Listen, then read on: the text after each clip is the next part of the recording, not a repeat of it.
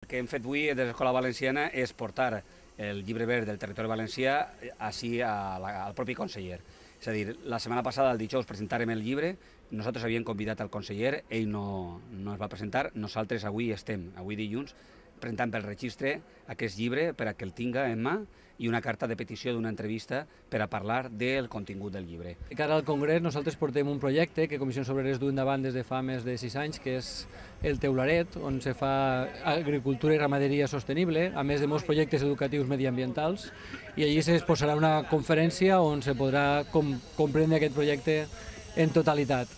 És un fet, diguem, digne des d'una federació que treballa al voltant del tema de l'escola hagi pres la iniciativa no sols del llibre, sinó d'un congrés en el que el tema del desenvolupament, el tema del medi, siga el centre de l'activitat.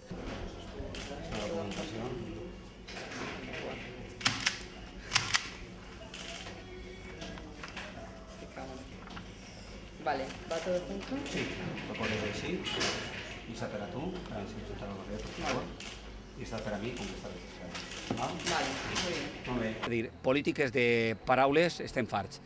I en aquests moments el nostre territori i el nostre país ja no necessita polítiques de paraules, necessita polítiques de fets. Una moratòria urbanística és necessària, un consell assessor per escoltar a la ciutadania i als especialistes de com cal fer i reconduir tota la política mediambiental del territori.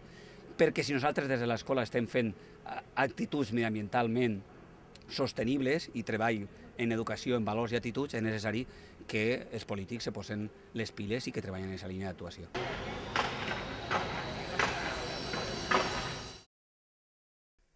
El lliurament del llibre verd al conseller arriba després que cap representant de la conselleria assistirà a la presentació del llibre el darrer dijous. En aquesta, els autors van presentar els seus informes davant la premsa i la comunitat educativa i científica. La principal conclusió: la societat valenciana és paradigma de la societat insostenible. És necessari, absolutament necessari, conèixer quina és aquesta realitat, saber on ens trobem, per a partir d'ahir poder educar. És a dir, com a gent relacionada amb el món de l'ensenyament, assumim el compromís d'educar en el respecte al medi ambient, de fer educació mediambiental. Però això suposa, com a mínim, dues qüestions. Una és saber on ens trobem, com està aquest medi ambient, per tal de ser objectius i per tal de no enganyar al personal. I un altre requisit és que els que tenen la responsabilitat del sistema educatiu i els que tenen la responsabilitat del govern han de predicar amb l'exemple.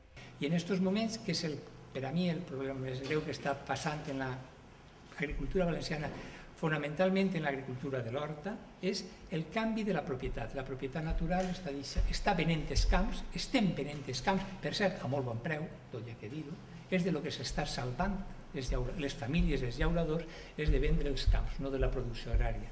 I se ven i són fàcils a l'hora de vendre per la senzilla raó de que la rentabilitat de l'agricultura ha desaparegut. A mi em sembla que en el transfons de la qüestió està que també des dels centres de poder no se fa res. I si tingueren que qualificar la gestió mediambiental del territori valencià tindrien clara, no? Estem suspesos tots. Però va més enllà, perquè tal vegada el terme suspès simplement és que ho deixem per a setembre, no? Ja veurem què és el que passa. Però en aquest deixar-ho i no solucionar els problemes, tal vegada arribem en algun moment molt tard a les solucions. En alguns casos ja posiblement no tinguem ninguna solució. El caso valenciano es un caso un poco particular, pero no es nada original. Este país en eso no es nada original. Es un caso, digamos, extremado. Les doy solamente un dato y así se dan cuenta de dónde estamos. Miren, desde el año 90 hasta el 2000, aproximadamente, la superficie construida en Europa, en la Unión Europea, de los 25 estados, el 1 de enero seremos 27, pues creció un 10% aproximadamente.